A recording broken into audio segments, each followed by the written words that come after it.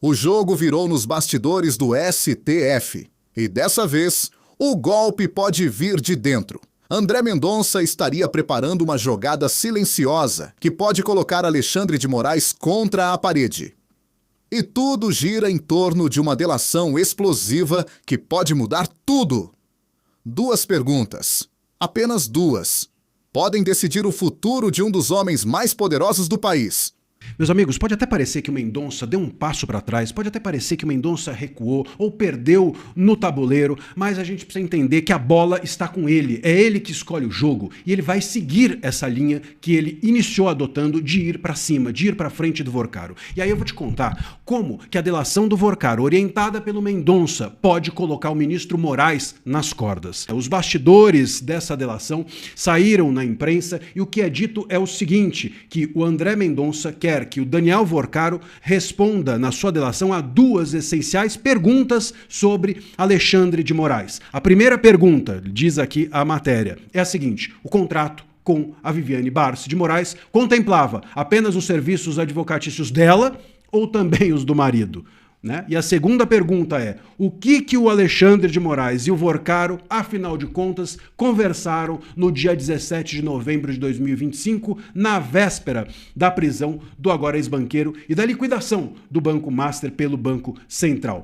Das 2 respostas depende o futuro do Alexandre de Moraes. E isso, meus caros, é um trabalho de formiguinha. A gente precisa entender, é claro que a gente fica desanimado depois do que aconteceu na quinta-feira passada com a CPMI do INSS. É claro que isso daí é um banho de água fria em todos nós, um balde gigante de gelo, mas o André Mendonça, repito, é quem é o dono da bola. Ele tem a relatoria do Banco Master, do caso, e tem a relatoria do INSS. E é ele que vai agora comandar as delações do Vorcaro. Então, queridos, se a gente estiver só olhando para o que deu errado, não vamos enxergar o que está na frente. O jogo segue, o jogo continua e o André Mendonça segue empenhado de fazer com que esses casos se esclareçam. E o Moraes continua absolutamente enterrado nesse caso Master, nesse contrato da sua esposa, que ele provável ou supostamente pode ter tido alguma relação de advogar para o Vorcaro, o que é completamente ilícito, assim como o Toffoli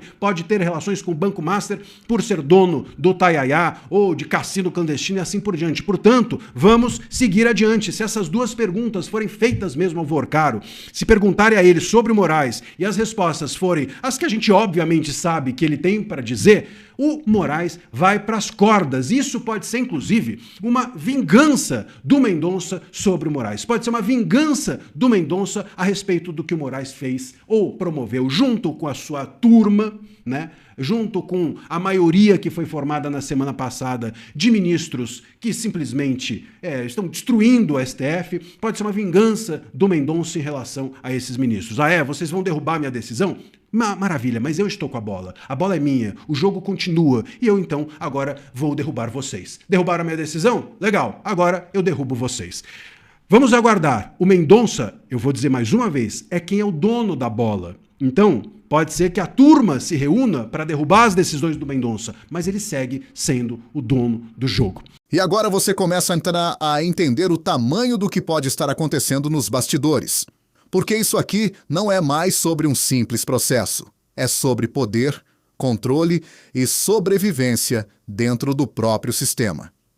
Quando André Mendonça assume a relatoria e passa a conduzir uma delação como essa, ele não está apenas seguindo um rito jurídico. Ele está, na prática, segurando uma peça-chave que pode desmontar toda uma engrenagem de influência que se formou dentro do topo do judiciário. E perceba o detalhe mais importante. Não é qualquer investigação. São 2 perguntas cirúrgicas.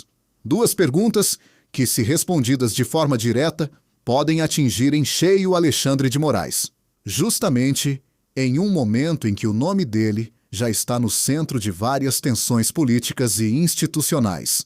Isso muda completamente o jogo, porque até pouco tempo atrás, a narrativa dominante era de controle absoluto, de decisões incontestáveis, de um sistema fechado.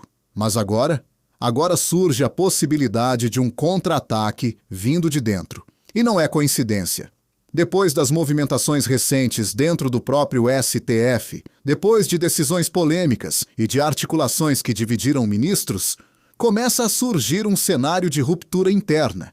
E quando isso acontece, meus amigos, ninguém está realmente seguro. A delação envolvendo o caso do Banco Master pode ser muito mais do que parece. Pode ser o fio que, puxado com calma, começa a desenrolar algo muito maior. E é exatamente por isso que o movimento de Mendonça chama tanta atenção. Ele não está fazendo barulho, mas está avançando. Enquanto isso, o outro lado tenta manter a aparência de normalidade. Tenta passar a ideia de que nada saiu do controle. Mas quando surgem perguntas que ninguém quer responder, é aí que o sistema começa a tremer. E olha o detalhe que quase ninguém percebeu. Se essas respostas realmente vierem à tona, não estamos falando apenas de desgaste político. Estamos falando de consequências reais dentro do próprio judiciário. Agora eu te faço uma pergunta direta.